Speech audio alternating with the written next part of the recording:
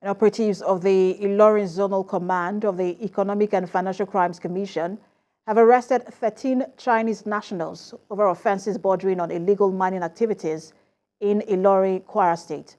The offence is contrary to and punishable under Section 1, Subsection 8 of the Miscellaneous Offences Act, Cap M17, 1983. The suspects, a female and 12 males, were arrested at G.R.A. Ilorin. 13 in number, a female and 12 male. They were arrested, like I said, for illegal mining. They were mining in areas where they didn't have license to. And they were also into mining stones for quarry. They also breached the provisions of the Money Laundering Act.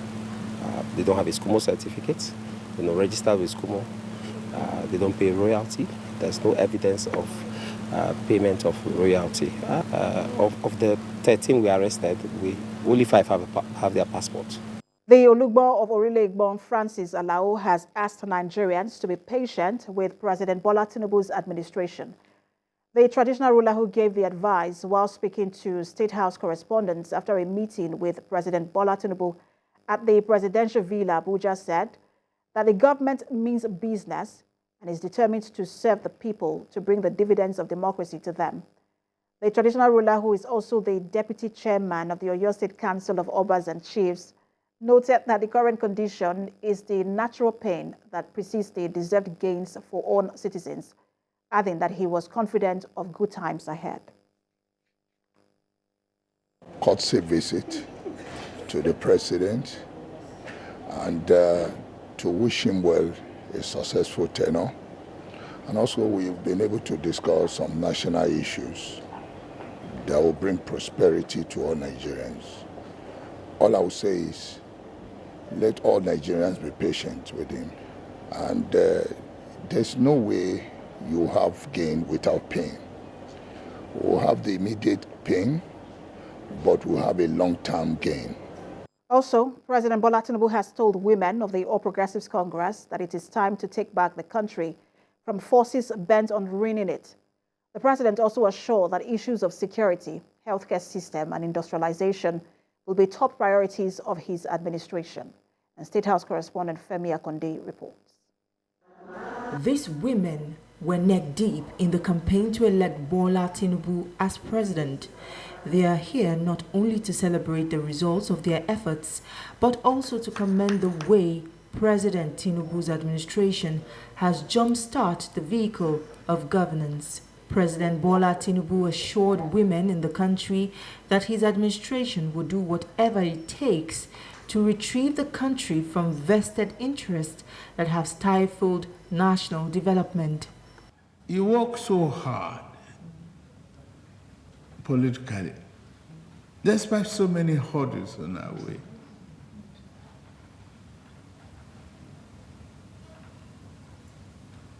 You overcame many problems.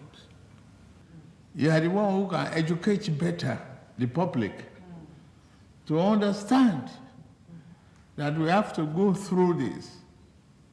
Cartel and thieves have been raping us and fleecing this country before now. You say enough is enough. These women of the APC, led by Betta Edu, also have more to tell the president before this visit. They want to feature prominently in President Tinubu's administration and get more appointments for women. Seated with you here today are women that have come to say thank you. Thank you for who you are to the Nigerian woman.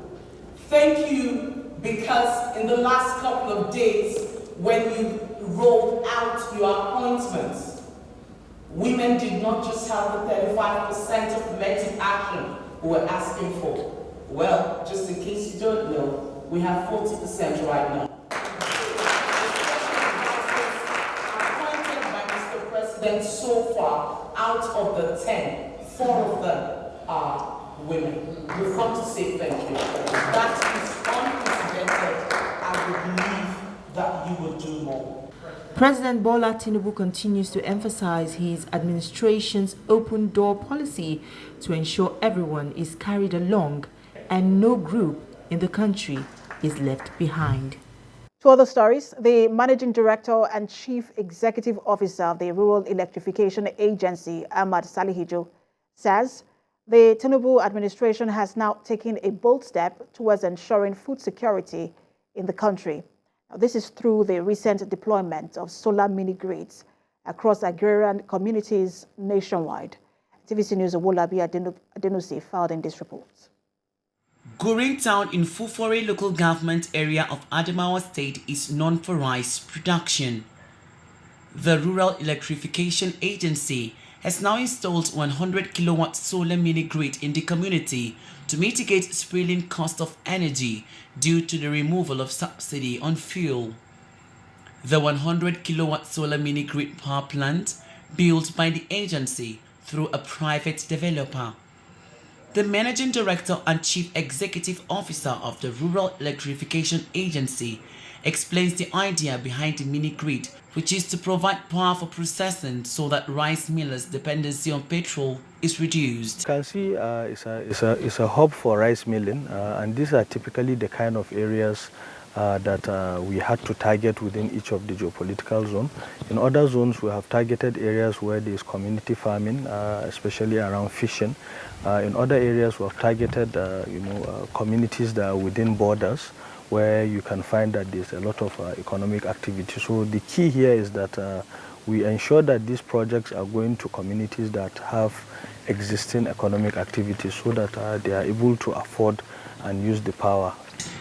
Similar projects in the Northeast Geopolitical Zone has seen 5 other communities also equipped with 100 kilowatt solar mini-grid system.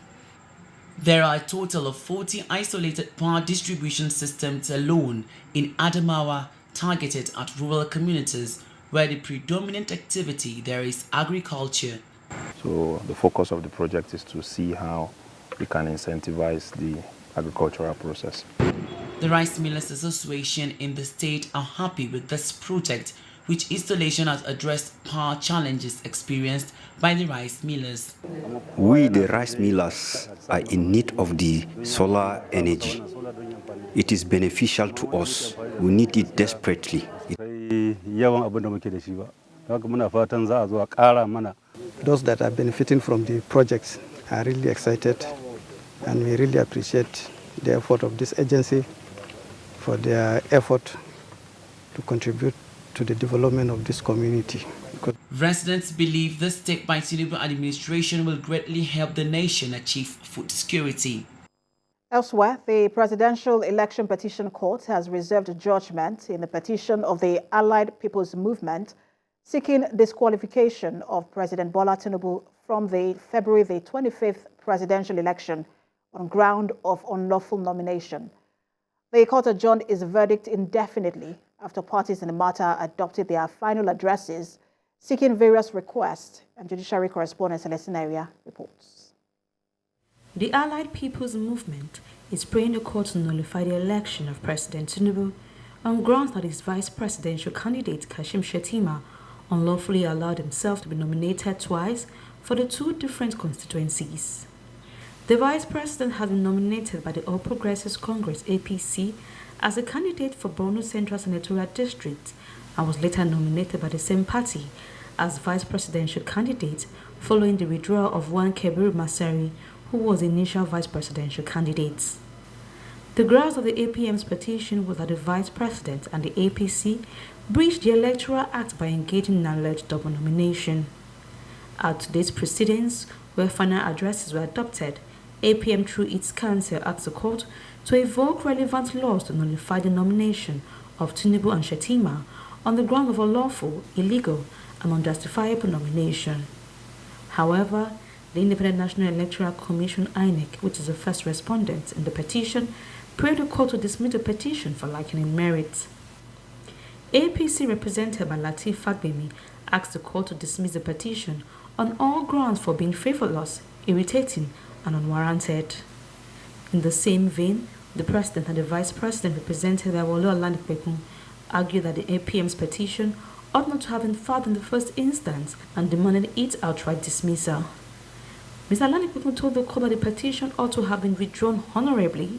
Immediately, the Supreme Court made pronouncement on no party has the right to dabble into how another party nominates its candidate for elective offices. Shortly after the proceedings, the presiding justice of the court, Justice Haruna Samani, adjourned judgment indefinitely. Justice Samani told counsels in the court that they will be communicated once judgment is ready. Celestina Iria, TVC News, Abuja.